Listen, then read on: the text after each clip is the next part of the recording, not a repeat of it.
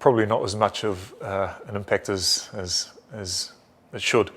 I mean, rugby's a weird sport, and the fact that lots of the Christian principles like love your neighbour and treat others as you'd like to be treated yourself sort of have to go out the window.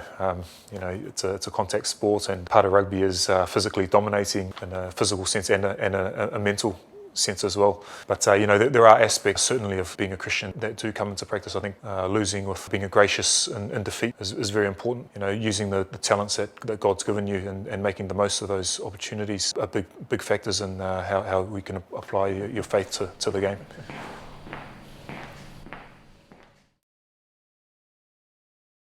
For me, prayer's very important. Not just personal prayer, but having a group of people praying for me. My mum's a nurse, and she didn't ever want me to become a rugby player. But when I decided I would, she prays for me before every game. And since moving out of home and becoming married, my wife's taken over the duties of praying for me. Not necessarily for victory, because chances are that someone on the opposition are probably praying for the result as well. But it's more for safety and protection, that I'll be a good witness and for enjoyment out of the game. So it's important to pray with others as well. We've got a group of rugby players, especially when I was at Wasps, who would get together and pray together.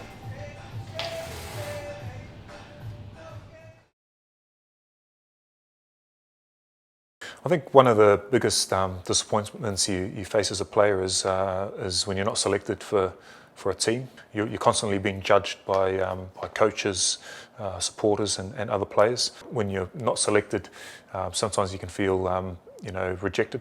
What helps as a Christian is that God's love isn't dependent on your performance. It's based on His grace.